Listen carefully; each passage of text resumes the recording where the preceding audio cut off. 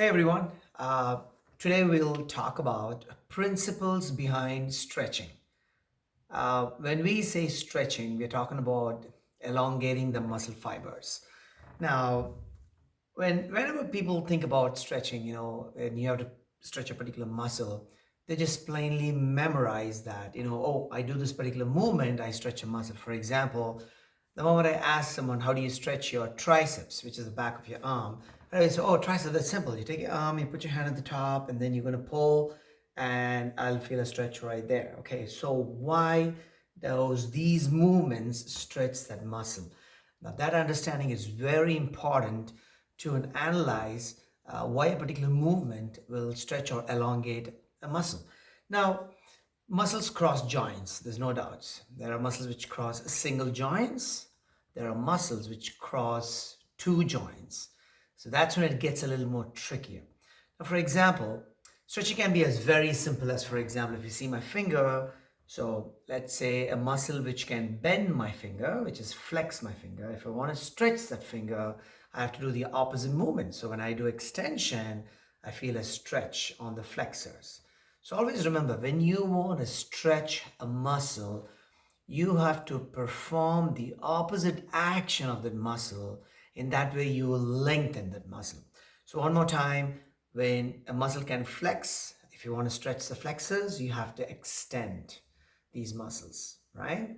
So it's a lot simple when it comes to a single joint muscle. What about muscles which cross two joints? For example, let's take the muscles of the arm before we move to any muscles of legs. This video is not going to show all the muscles we're going to stretch, rather understanding the principles. Okay. Now let's take these forearm muscles. I want to look at the back of my forearm. These are called forearm extensors because they are designed to extend or hyperextend my wrist joint. You can see it. Now, these muscles, they cross two joints. They actually originate above the elbow line. For example, everyone know where the lateral epicondyle of the humerus is. So the extensors originate from the lateral epicondyle, which is above the joint line. So first thing, they cross your elbow. Good. And most of these muscles, they cross the wrist and join elsewhere. Let's say they get inserted elsewhere. So now you know that they cross two joints, elbow joint and wrist joint. Okay.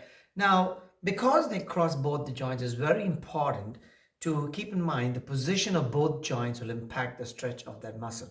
For example, the action of these muscles, the primary action of extensors is to extend. And remember, because they cross, they can also assist a little bit of flexion of the elbow. Now, what should we do to stretch this muscle? First thing, you got to keep your elbows straightened out. The moment you keep your elbow straight, you already pre-lengthen the muscle on the originating area. Now you know what to do. The muscles do extension. To stretch, I have to flex the wrist. Now you can imagine the muscle is now completely lengthened on both joints. Now to add more stretch to it, all I gotta do is use my hand and pull gently until I feel a stretch on the top of my forearm, which is at the back of the forearm technically, because I've inverted it, it shows up.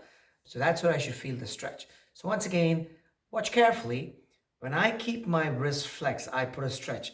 The moment I bend my elbow, I don't feel that stretch here. So it's important that I have to stretch my elbow, keep it extended, and flex my wrist. I feel a stretch.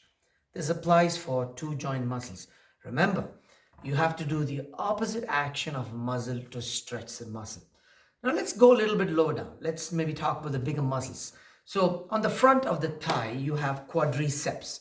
At the back of the thigh, you have hamstrings. Okay, let's analyze. Just going to keep myself standing. Now, everyone knows by now the hamstring. Let's do the hamstrings at the back. Now, hamstrings, they cross two joints.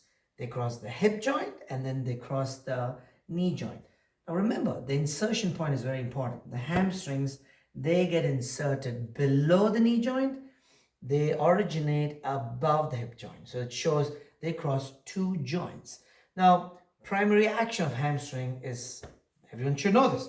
So it's known to flex your knee, which means you're going to flex your knee joint because it crosses your hip. It can also assist in extension of hip.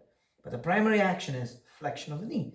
Now remember, if I want to stretch this muscle, I got to do the opposite action. So watch carefully. Now, I told you it can help with extension of the hip. So first thing to stretch, I need to put my hip in flexion. And then to add more stretch, I have to extend my knee. So I just did the opposite movement of the hamstring. So I land my leg on this platform, and all I got to do is lean forward a little bit to add more stretch. Now I can right away feel that stretch on my hamstrings. So that's the principle behind stretching. Remember, opposite action of a muscle will stretch that muscle.